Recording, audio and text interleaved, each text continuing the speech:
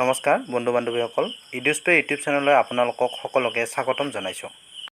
আজিৰ ভিডিঅ'ত আমি অসম টেটৰ গণিত বিষয়ৰ সিলেবাস অনুসৰি ৰেহাই বাৰ্তাৰ গণিত বিষয়ে আলোচনা কৰিম। ইতিমধ্যে গণিত বিষয়ৰ লগত জড়িত ভালেকেইটা ভিডিঅ' চেনেলটোত আপলোড কৰা হৈছে, আপোনালোকে প্ৰয়োজনত চাব পাৰিব। আৰু লগতে চেনেলটোলৈ যদি আপুনি নতুনকৈ আহিছে তেতিয়াহ'লে ছাবস্ক্ৰাইব কৰিবলৈ নাপাহৰিব। গতিকে পলম নকৰি আহক আমি ভিডিঅ'টো আৰম্ভ কৰোঁ।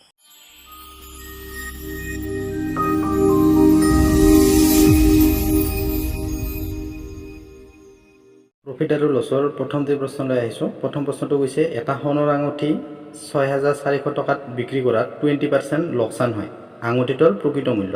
তো গণিতটো আমি প্ৰথমতে ট্ৰেডিশ্যনেল মেথডত শিকিম। তো ট্ৰেডিশ্যনেল মেথড শিকিব লাগিলে আমাক দুটা সূত্ৰ লাগিব। এইটো হৈছে SP selling price equal to CP into ওপৰত লিখিম আমি 100 প্লাছ P মানে প্ৰফিট ডিভাইড বাই 100, এইটো এটা। আৰু যদি লছ হয় তেতিয়াহ'লে SP ইকুৱেল টু কি হ'ব CP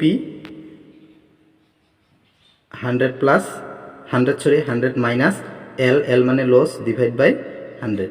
তো আমি যদি আমি ট্ৰেডিশ্যনেল মেথডত কৰোঁ তেতিয়াহ'লে আমাৰ যিহেতু ইয়াতে দিয়া আছে কি হয় লোকচান হয়, গতিকে আমি কোনটো সূত্ৰত কৰিব লাগিব তলৰটোত।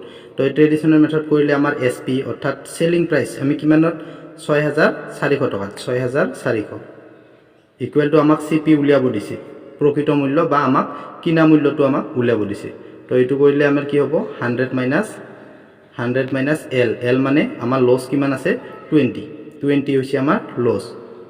তো ডিভাইড বাই 100 ইকুৱেল, তো ইয়াতে হ'ব কি 6400, CPটো আমি নাজানো, ইনটু ওপৰত 100 মাইনাছ 20 ইকুৱেল 80 ডিভাইড বাই 100। এইটো কাটাকাটি কৰিলে কি হ'ব 8/10, আকৌ কাটাকাটি যায়।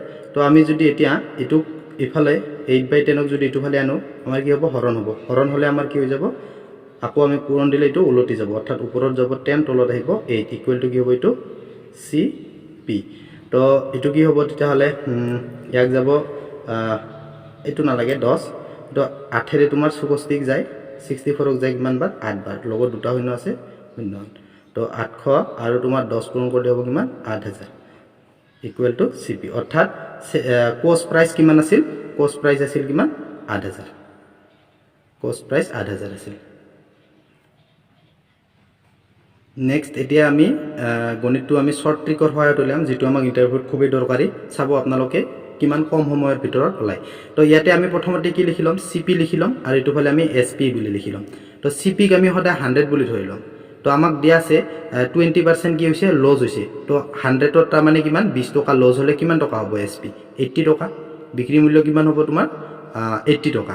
তাৰপিছত নেক্সট আমাক কি দিয়া আছে, এইটো চেলিং প্ৰাইচটো দিয়া আছে। চেলিং প্ৰাইচ কিমান দিয়া আছে 6400।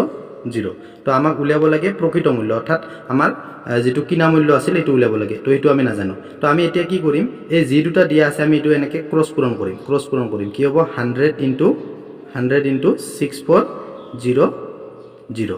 এতিয়া আমি ডিভাইড কৰিম, এই গোটেইখিনিক আমি কি কৰিম ডিভাইড কৰিম ইটোৰে 80ৰে 80। তো কি হ'ল 0 কেঞ্চেল, 8ৰে তোমাৰ 64ক যাই আছে 8 বাৰ, লগত এটা শূন্য। তো 100 আৰু 80 পূৰণ কৰিলে কিমান হ'ব 8000, অৰ্থাৎ এনচাৰটো আমাৰ ওলাই গ'ল। নেক্সট আমি একেধৰণৰ এটা প্ৰশ্ন লৈছোঁ। তো ইয়াতো আমি প্ৰথমতে CP লিখি ল'ম আৰু ইয়াতে SP লিখি ল'ম। তো CP আগৰ দৰে আমি ইয়াতে কি ধৰি ল'ম 100 ধৰি ল'ম, আৰু আমি প্ৰশ্নটোত দেখিলে গম পাম যে কি আছে 15% লাভত আছে। তো গতিকে বস্তুটোৰ চেলিং প্ৰাইচটো কিমান হ'ব 115। আকৌ দিয়া আছে কিমান 420 টকাত কিনিছে, অৰ্থাৎ এই কিমান টকাত কিনিছে, কিনা মূল্য আছে তোমাৰ 420। তো আমি উলিয়াব লাগে ইয়াৰ বিক্ৰী মূল্যটো উলিয়াব লাগে। তো একেদৰে আমি এতিয়া এই দুটা পূৰণ কৰিম আৰু ডিভাইড বাই 100 কৰিম, অৰ্থাৎ 420 ইনটু 115 ডিভাইড বাই কি 100। তো 0 কেঞ্চেল হৈ গ'ল, 5ৰে ইয়াক যাব 2 বাৰ, 5ৰে ইয়াক যাব 23 বাৰ, 2ৰে ইয়াক যাব 21 বাৰ। তো এতিয়া 21 আৰু আমি 23 কি কৰিম পূৰণ কৰিলে কিমান হ'ব 3 2 6 2 2 2 4 384, অৰ্থাৎ ইয়াৰ এনচাৰটো হ'ব 483 টকা। অৰ্থাৎ বস্তুটোৰ কিতাপখনৰ বিক্ৰী মূল্য হ'ব 483। নেক্সট আমি এতিয়া বেলেগ এটি প্ৰশ্ন লৈছোঁ তো প্ৰশ্নটোত আছে এজন দোকানীয়ে এটা বস্তু 270 টকাত বিক্ৰী কৰাত 10% লোকচান হয় একেটা বস্তুতে 20% লাভ হ'বলৈ দোকানীজনে বস্তুটো কিমান টকাত বিক্ৰী কৰিব লাগিব তো এতিয়া আমি ট্ৰেডিশনাল মেথড শিকিবলৈ নাযাওঁ এতিয়া শৰ্টকাট ট্ৰিকৰ সহায়ত আমি গণিতটো সমাধান কৰিবলৈ চেষ্টা কৰোঁ তো ইয়াতে যি আছে আমি প্ৰথমতে বিক্ৰী মূল্য 270 এই 270 টো লিখি লম ইয়াতে 270 ইনটু ইয়াতে আমি কি কৰিম তলত লিখিম 5 অৰ্থাৎ আমাৰ আগতে কি হৈছে ঘটনাটো তো প্ৰথমতে কি হৈছে 10% লোকসান হৈছে 10% লোকসান হলে কি হ'ব 100 টকাৰ বস্তুটো কিমান টকাত 90 টকা দি বিক্ৰী কৰিছে তো আমি তলত লিখিম 5 আগৰ লস যেটো হল এটো লিখিম আৰু ওপৰত আমি কি কৰিম এতিয়া আমাৰ কি কৰিব লাগে 20% লাভত বিক্ৰী কৰিব লাগে অৰ্থাৎ 20% লাভত বিক্ৰী কৰিব লাগিলে আমি এই 20 টো কি কৰিম 100 ৰ লগত প্লাস কৰিম অৰ্থাৎ তেতিয়া বিক্ৰী মূল্য হ'ব কিমান 120 তো এতিয়া আমি ক্যালকুলেশন কৰিলে কি হ'ব 0 0 ক্যান্সেল হৈ গল 9 ৰে তোমাৰ 27 কিমান বা 3 পায় তো 3 আৰু 12 পূৰণ কৰিলে কিমান হ'ব 36 লগত এটা শূন্য অৰ্থাৎ